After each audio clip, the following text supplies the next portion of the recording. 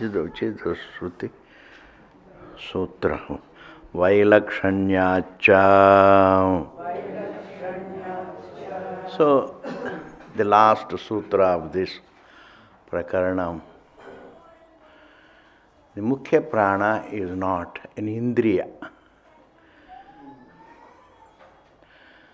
The physiological system, breathing, eating, that Mukhya Prana. Prana, Apana, Vyana, Udana, Samana, all these physiological functions, which are all very involuntary. It doesn't illumine anything. It's not an Indriya. It's not something over which I have a choice.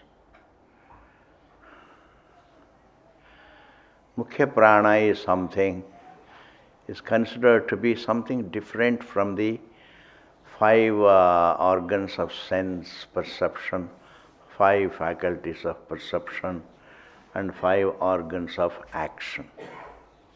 Mukhya Prana is something different. So if Mukhya Prana is something different, it's not called Indriya. It's God's creation, yes. It's also a creation. It is relatively unlike the senses, relatively unlike the organs of action. It's more a provider of energy to the senses and the organs of action. Physiology provides energy to the senses and the organs of action. In that way, it is called only Mukhya Prana. Mukhya Prana is not an Indriya. The eyes reveal the forms, like this. Five senses reveal the five objects. In that manner, Mukhya Prana is not one of the five senses. Similarly, Vak, Pani, Pada, Paya, Upastha, these five organs of action, where I exert vitality. But I don't have to exert vitality on Mukhya Prana. Mukhya Prana provides energy to exert vitality on these various organs. In this manner, Mukhya Prana is not an Indriya. Why? He gives simple reason. Vailakshanyacha. Because of the dissimilarity. The dissimilarity between Mukhya Prana and the senses, and the Mukhya Prana and the organs of action. Now we are going to do another prakaranam, Sanyamurti.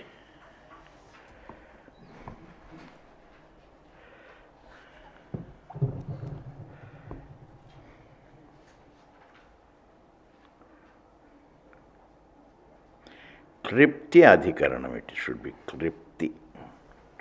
Sanyamurti Klipti Adhikaranam. Sanyamurti Kliptistu Trivrit Kurvataha Upadeshat. Man makes a mistake of thinking because he sees the object, he thinks it is his mental creation. That's not true. Jiva as an individual is a part of creation. Jiva cannot author the elements. If he can author the elements, he can author them as per his wish. Therefore, an individual is not the author of the five elements. He finds himself with them. That's called it's God's creation. It is Ishvara Srishti. Oneself as an individual also is Ishvara Srishti. That thought that I am a form is a part of creation. Consciousness is not a part of creation. But the thought that me, the conscious being, is a form. This equation of the conscious being with the form comes under the creation. Call it adhyas or call it creation. Therefore, the five elements are not man's creation. And supposing he has description of, he has got books and books of literature about the world. That's because the objects have the nature of describability. I only find language. The five elements are not man's creation, and their describability also is not man's creation. This is what is called name and form. The five elements are not man's creation, and their names also are not. Names means their description. When we use the word name in Vedanta, it is not just like our proper name. It's not like a proper name or a common name. That's not name. Name means the describability. Any object that has jati, guna, kriya, sambandha, anything that has jati, guna, kriya, sambandha, these four problems, then it is available for description in language. Truth is free from jati, guna, kriya, sambandha. Therefore, truth is not available for description. Therefore, the perceptibility of the five elements and all the elementals and their describability is not authored by man. That means the names and forms that he comes across, the names and forms that he comes across are not his creation. He finds himself with names and forms. That's why here I said, Sanya. Sanya means name. Sanya, name. Murti means form. The names, and in Sanskrit, Sanya is the name. Murti means the form. Sanya, Murti, Kliptistu. It's creation. Of course, it's Maya Srishti ko Klipti bolte. Any Kalpana is called Klipti. Klipti means Kalpana. And because this universe is a Maya Srishti, because it is a Maya Srishti, it can be called Klipti, Kalpana. Sanya Murti Kliptistu, who has done this? Who is the author of the names and forms? Trivrit Kurvataha. It is only from the Parameshwara. Parameshwara is also called Trivrit Krit. Trivrit Krit means the one who created the three elements, the fire, the water and the earth. But then in our experience there are five elements.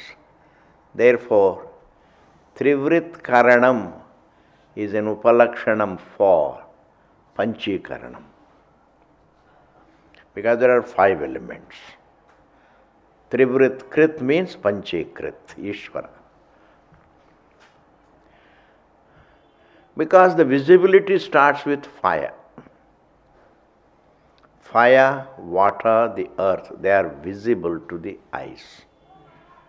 That is why the Shruti always refers to Trivrit Karanam. Trivrit Karanam means the creation of the three elements, creation of the three elements. But the creation of the three elements means the creation of the five elements. Because the same Upanishad also mentions the creation of the five elements at different places. Somewhere it talks about Trivrit Karanam, and somewhere it talks about Panchi Karanam. Somewhere it refers to 3 elements, somewhere it refers to 5 elements. But 5 elements tallies with our anubhava. Therefore, we take it as Panchikaranam, 5 elements. Therefore, Ishvara, if he has to be described as the Trivrit Krit, Trivrit Krit means the author of the 3 elements. We can interpret it to mean Panchi Krit, the one who has authored 5 elements. And Kurvataha means from him, Apadana Panchami. The material for the names and forms is Ishvara, who is the author of the 3 elements, the author of the 5 elements. Upadeshat, because that is how it is taught.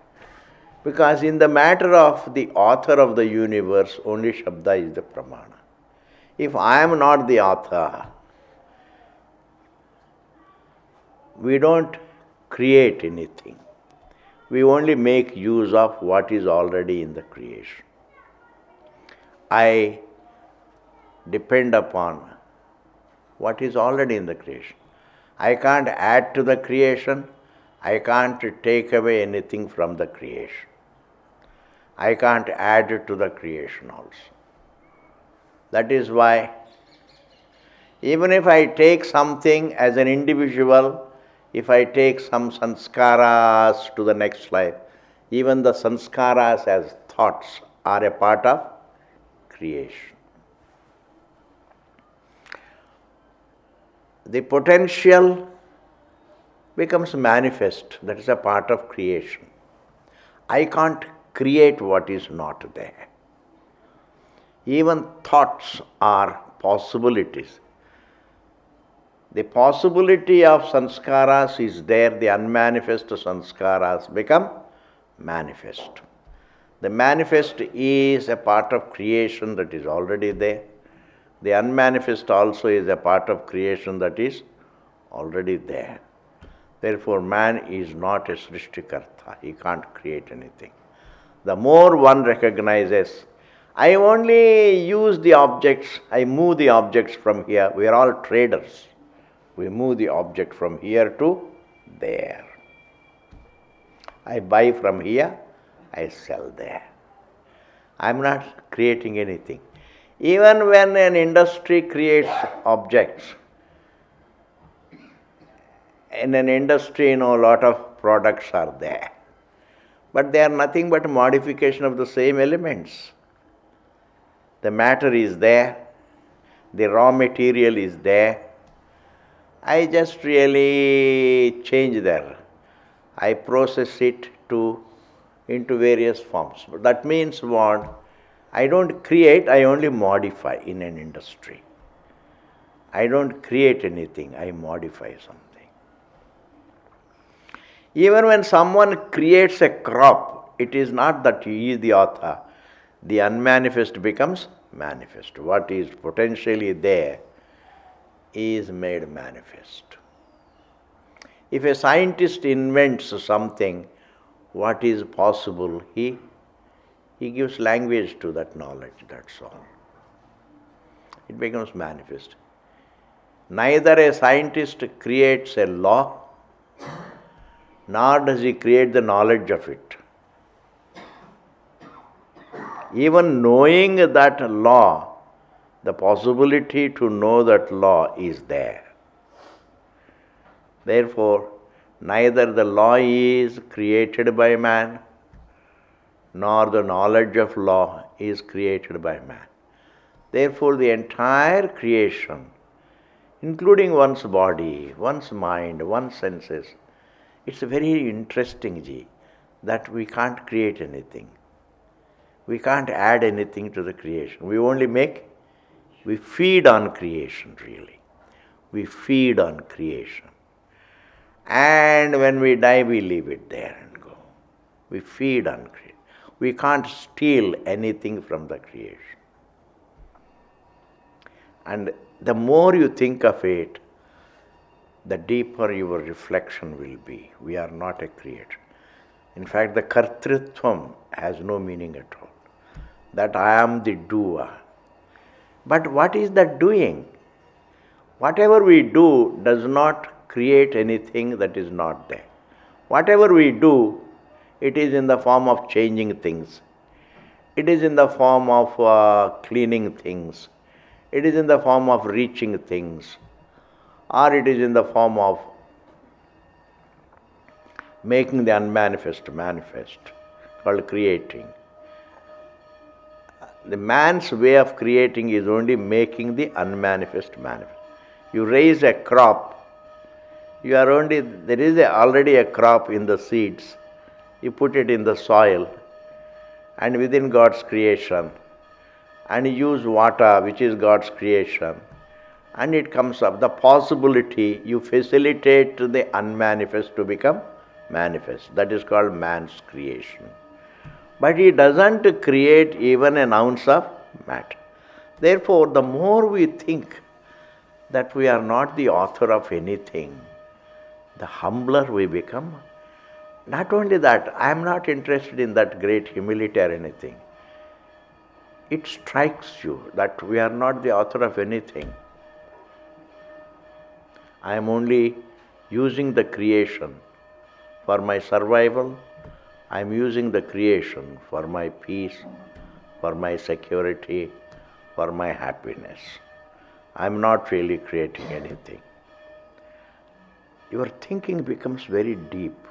You are stunned because the fact is contrary to our usual thinking.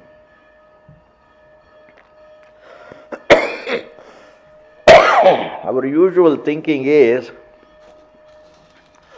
that I create.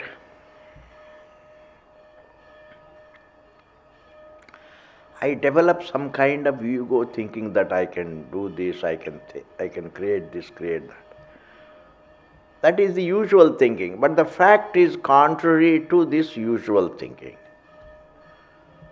What is the fact? The fact is, as an individual, I find myself surrounded by the creation. I find myself with the creation. I find myself with a form. I find myself seeing the form. And I find myself feeding on the creation. And I find myself again gone. Therefore, to begin with, it becomes a very good introduction to understanding our akartritvam. Akartritvam. Akartritvam means we are only existent. I am there. I am not creating anything. Even when I do something, it is a part of the potential to do is a part of creation. If I think, I have the potential to think. It is a part of creation. Therefore, the entire kartrutvam is potentially there and it becomes manifest. But when it comes to our existence, we are not even doing anything, because the doing also is something is not authored by me. Actions are not authored by man, fundamentally. Even though we say it is Purusha Tantram, you choose to do, you choose not to do, etc. It is based on human choice. But all doings are possible. And the possibles become manifest. When the possibles become manifest, I can't call myself the author of them. The possibility of my kartrutvam is a part of creation. If even my kartrutvam is a part of creation, then what am I? Then I am a karta. One's existence is a karta. All these things, this topic helps you to understand. It can be a good introduction to understand one's akartrutvam. I don't do anything. Even doings are within possibility. All that manifests is already unmanifest. All my desires are unmanifest. my actions are unmanifest. Become manifest. That means all that becomes manifest in me, all that becomes manifest in my perception, all that becomes manifest behind my perception, all my actions and desires and choice, etc. It all comes under a part of creation. It's not my doing. I am not the author. Then what should be my existence? If all my doings also are a part of creation, if all my desires are a part of creation, if my body is a part of creation, if my mind is a part of creation, then what am I? Then my existence is only ease. My Swarupa only is. It doesn't have anything else. Because I can't say I am a doer even. Because even doings are a part of creation. Ishvara Srishti. Therefore, Bhagavan says, Sanya Murti Kliptistu Trivrit Kurvataha Upadeshat. Next, Mansadi Bhaumam Yatha Shabdam Itarayoscha. Very beautiful sutras. Mansadi Bhaumam. Man grows flesh. Physically, it's all mansa. The physical body is nothing but mansa. The anatomy of a human being is all mansa. Even though a person is a vegetarian, but he is carrying mansa. One doesn't have to, you don't have to be a non-vegetarian, but don't develop hatred for it, because mansa is there, one is carrying.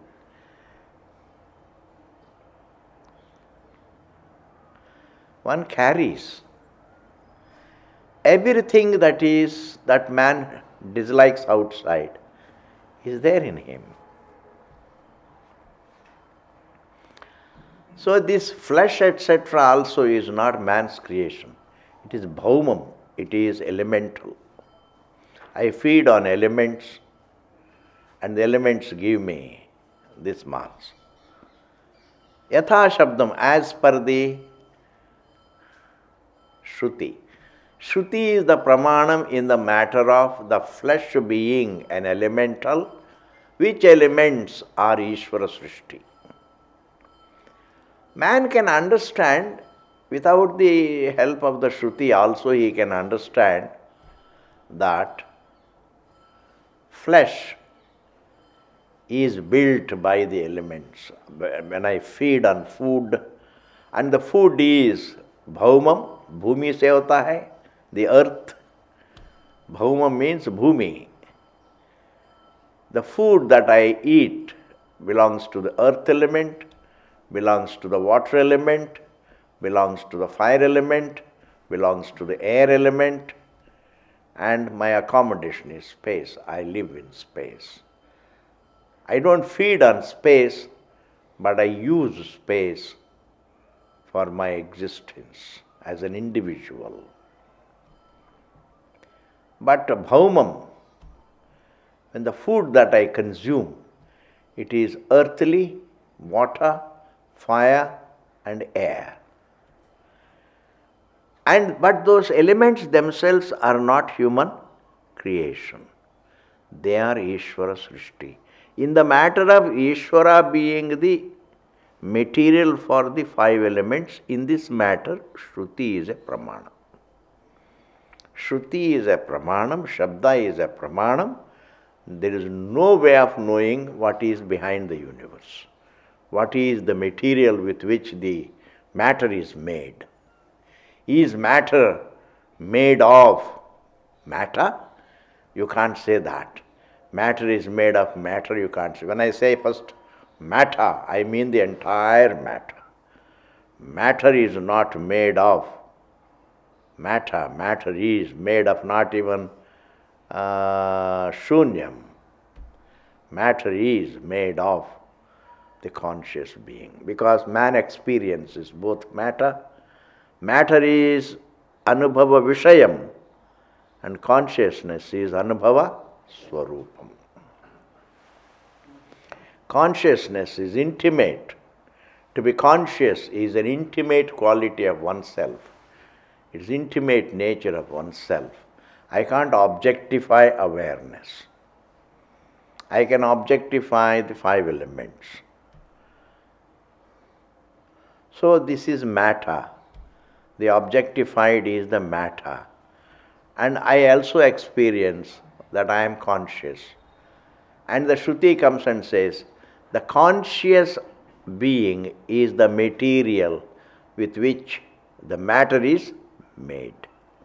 So the matter is made of the consciousness. And that conscious being, as the material for the matter, is the truth, is the Brahman. Until the consciousness is understood as the material for the matter, it continues to look as a lump of matter. I continue to get confined to, I continue to feel that I am confined to the form as long as I don't look at myself very clearly. And looking at oneself very clearly makes it very clear that the conscious identity is the material for the objects. Just as silence is the material for noise. It's unbelievable, Ji, what Vedanta is saying. The very stillness is the material for all the movements. The still, the self. The peaceful, the self is the material for all noises. The formless, the self is the material for the forms. The non-physical self is the material for all the physical things. The non-physical is the material for all the physical things.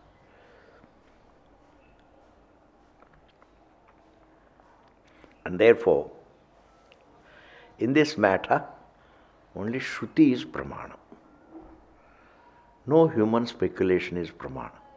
Because our speculations, they are based upon sense data. And sense data itself is a part of creation. Our reasoning, thinking is a part of creation. The entire reasoning is thinking. It is a part of creation.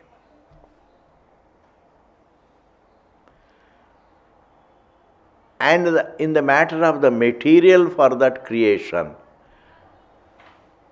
my senses can only see matter.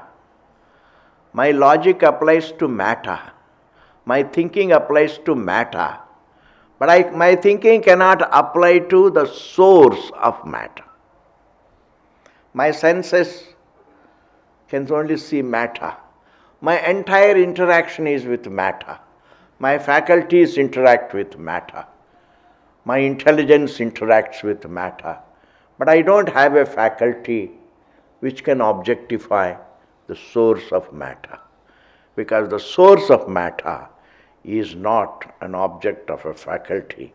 The source of matter is the one who sees the matter, the very subject. In this matter, there is no pramana other than Shruti. Shruti comes and says, that material with which the matter itself is made, that material thou art. Thou art the very material for what you see.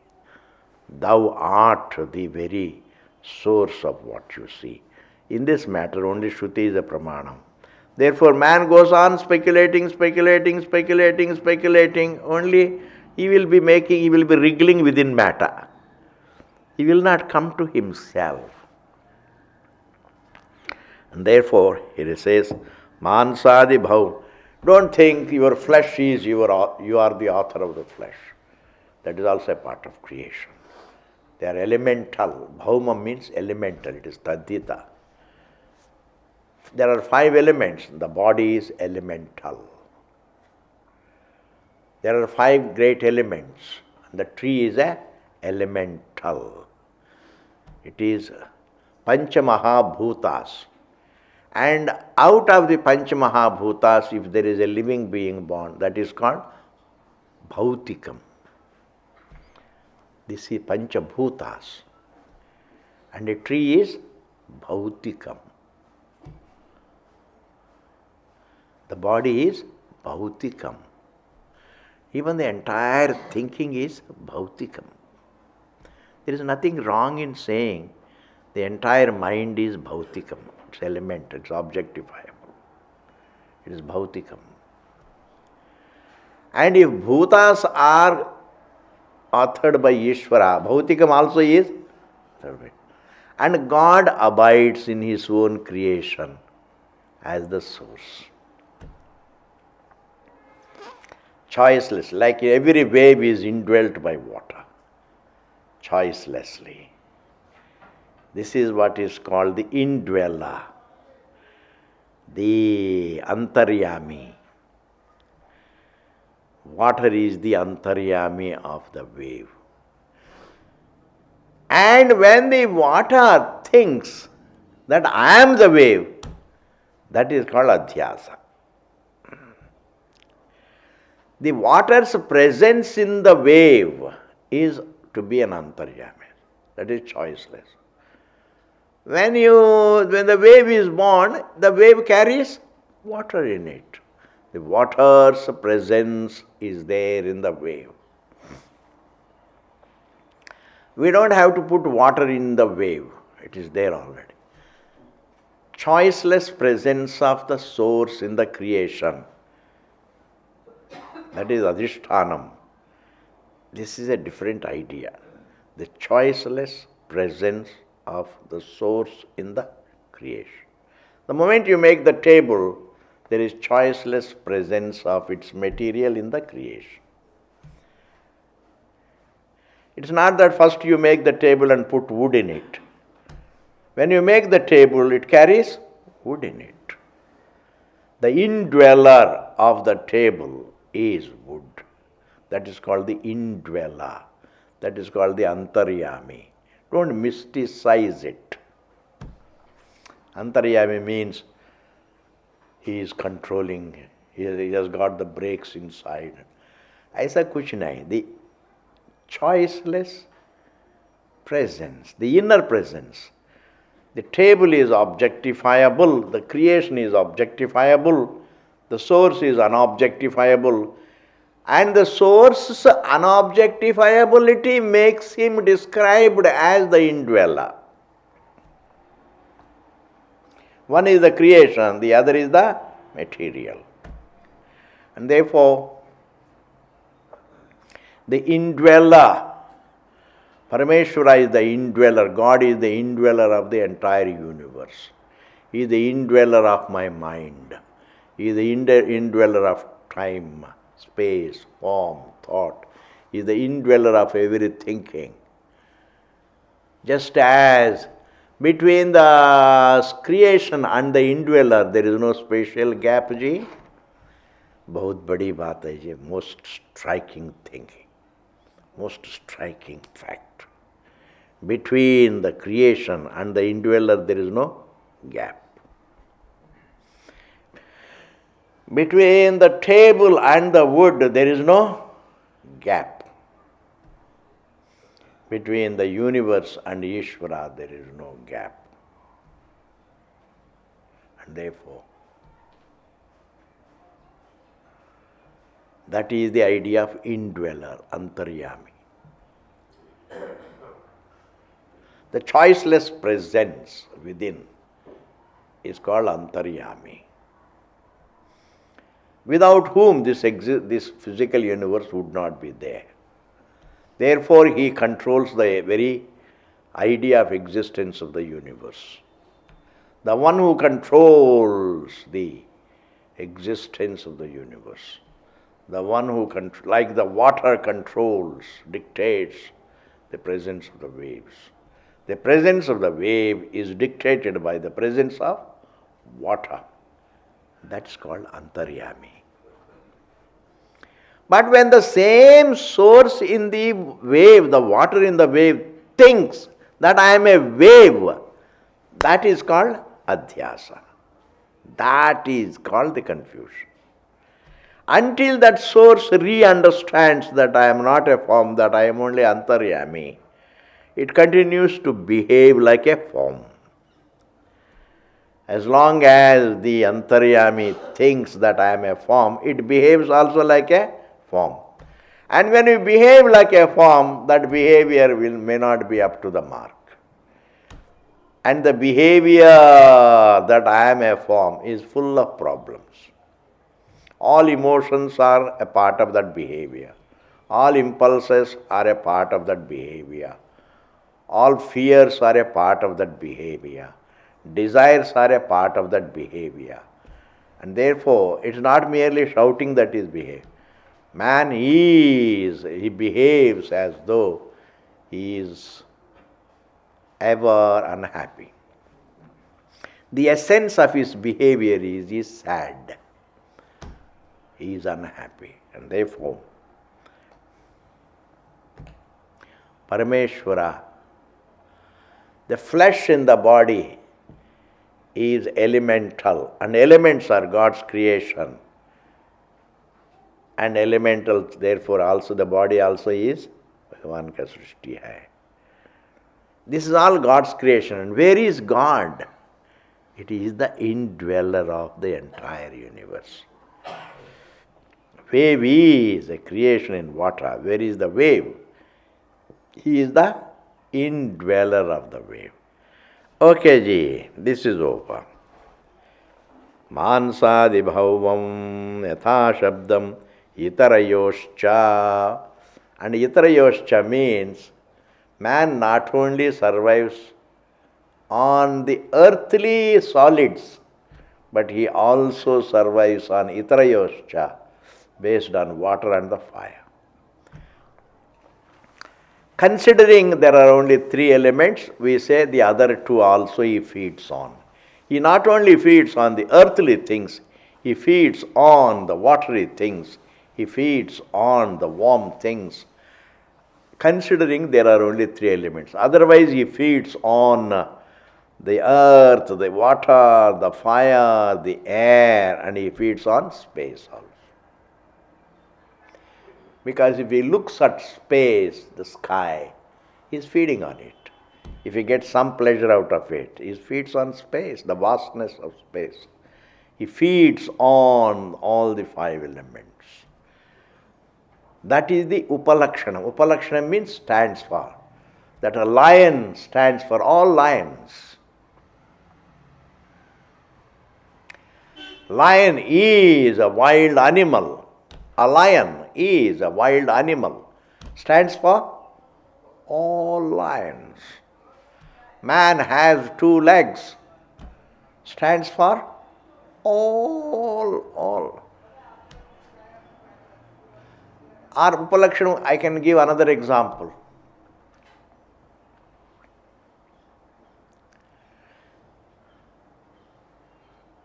Sattva stands for Rajoguna Tamo. They go together, Sattva, Rajas, Tamo. You refer to one detail, you are meaning all the details. Akasha, Vayu, Agni, Apa, Prithvi. There are 5 elements go together. You refer to one Prithvi and it becomes Upalakshanam for 5 elements. It symbolizes all the 5. Man symbolizes woman also. This is what is called Upalakshanam. Trivrit Karanam is an Upalakshanam for Panchikaranam. The reference to 3 elements is a reference to the 5 elements. This is over, ji. The last sutra of the Chaturtha Pada. Vaiseshyatu Tadvadas Tadvadaha. Tadvadas Tadvadaha is repeated twice to show the completion of the pada. This is Punarukti, is meant to show the Samapti, the completion of the fourth pada, or even this second Adhyaya. The whole Adhyaya is over. Why do we call this space a space? Because in Panchikaranam it is said, Trivritkaranam, even though it is mentioned, but we should always think in terms of Panchikaranam. Actually what is there is Panchikaranam. Panchikaranam means space has half of space in it. It has a bit of fire, water, air and earth. 1/8 of the other four elements and half of itself. Therefore, predominantly space is space. Even though it has a bit of other elements, but the space predominantly it is space. That's why I call it space. Air has predominantly air. 50% of it is air, and the other 50% is the other four elements. Fire has predominantly fire element in it, and it has also the other four elements. So is water, so is the earth. Therefore, every element, Akasha is called Akasha because it is predominantly Akasha. Air is called air because it is predominantly air. What is this Panchikaranam? It is just again, Shruti is the Pramanam in this matter. The unmanifest becomes manifest. The subtle becomes grossified. The process of grossification is described by the Shruti. The unobjectifiable becomes objectifiable. The objectifiability is brought about in the elements by way of Panchikaranam. That is, before the five elements go through the Panchikaranam, it is said they remain only Tanmatras. Tanmatras means they are non-separate from the truth, unobjectifiably there. The unobjectifiable five elements are made objectifiable by a process of Panchikaranam. But that's not important. One doesn't have to go into this process of Panchikaranam too much. Because once we say it is only, everybody experiences what is objectifiable and what is unobjectifiable. To be is unobjectifiable, and to see something that is objectifying. Therefore, the unobjectifiable in the deep sleep state, the five elements are unobjectifiable. I mean, accepting them as unmanifest there, unmanifestly present there.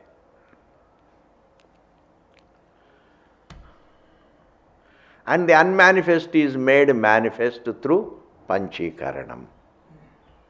If you understand this much is enough. The unmanifest becomes manifest. And the unobjectifiable is made objectifiable through Panchikaranam, Shruti says. And each element is called by its own name because predominantly it is it. Space is predominantly space, therefore it is called space. Fire is called fire because it is predominantly fire. If it is predominantly fire, then secondarily what does it have? It has a bit of other four elements also. 1/8 of each element. 1/8 of space, 1/8 of air, 1/8 of water, 1/8 of the earth, the fire has. And 4/8 it has in itself. It was fire element. That means half of it is air and the other half is constituted by the other four elements. This kind of thing is said, but that's not to show that there is a process. See, Vyakritam becomes Vyakritam. Therefore, Vaiseshyattu. Vaiseshyattu means predominantly so. The space is called space because it is predominantly so. Air is called air because it is predominantly so. Fire is called fire because it is predominantly so. Water is called water because it is predominantly so. The earth is called earth because it is predominantly so. But every element has a bit of other elements also. That is how they become grossified. Otherwise, before they become manifest, they are called by the Shruti tan matra. Utna hi hai. That means no panchikaranam. Tan matra. The space, the unobjectifiable space element remains unobjectifiable. The unobjectifiable air element remains unobjectifiable. The unobjectifiables become objectifiable through panchikaranam. Itna samajh lijiye bas. Vaiseshyatu tadvada. They are called so because of predominantly so. It's called space, tadvadaha means vadanam. It is called space because it is predominantly so. Tadvadaha. The other elements are called fire, water, earth because they are predominantly so. Not because there is no Trivrit Karanam. It's just to show that the non-grossification becomes grossification. The ungrossified five elements become grossified through Panchikaranam. But whatever it is fundamentally Adhyasta. If you talk about every reason, if Bhagavan thought and created, that he thought also presupposes Adhyasa. And he desired to create, that also presupposes Adhyasa. These are all said in the Srishti Prakriya. Panchikaranam comes in the context of Srishti Prakriya. And Srishti itself makes sense only presupposing Adhyasa. Like you say, the snake is born of the rope. The snake is sustained by the rope. The snake shall go back unto the rope. Supposing the Shruti comes and tells,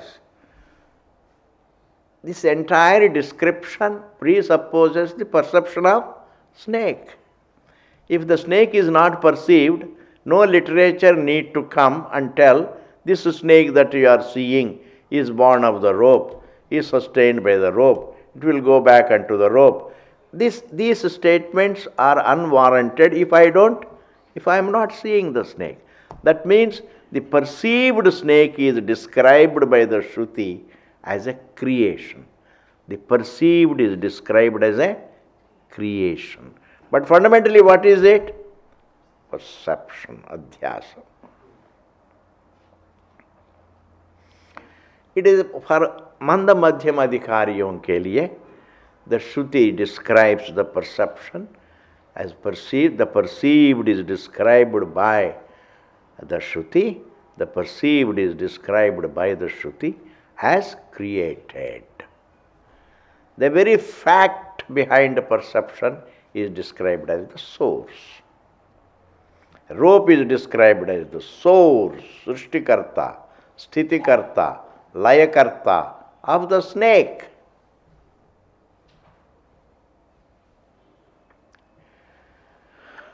But actually what is it? It is Adhyasa. And what is the rope? It is a Satyam, the fact. And what I see is snake, it is Mithya. So the language of Satyam and Mithya is used for the fact and the error. Therefore, Vaiseshyatu tadvadas tadvadaha. So in Srishti Prakriya, whatever is given presupposes Adhyasa. Therefore, this Panchikaranam or Trivrit Karanam, you don't have to be overawed by all these things. Any process, like you see, there is a lot of process in the dream, but it is a dreamt process. I go up the tree and come down, it is a dreamt. I run, it is a dreamt movement. I change things there, it is a dreamt change. Changes are dreamt, modifications are dreamt, creations are dreamt. In fact, everything is dreamt. You cannot talk about the creation unless there is already Adhyasa, except it is dreamt. Basically, Inside the truth, you can't have creation. There is only a distorted perception. A fact can be mistaken. A fact cannot create something. Truth can't create anything. Truth can be misunderstood. A fact is available only for misconception. A rope cannot create a snake, but rope can be misunderstood for a snake, which the Shastra calls it creation, Maya Srishti. Otherwise it is a misconception. Thus, in the light of the misconception, whatever is said by the Shruti, it need not overawe you. This is overji. We have completed the fourth pada. Try to get something. And now we are going to see the Adhyay, and this we will see in the next class. That is enough for today. You have to go back also, it's time. Om Purnamadaha Purnamidam Purnat Purnamudachyate Purnasya Purnamadaya Purnameva Vasishyate. Om Shanti Shanti Shanti.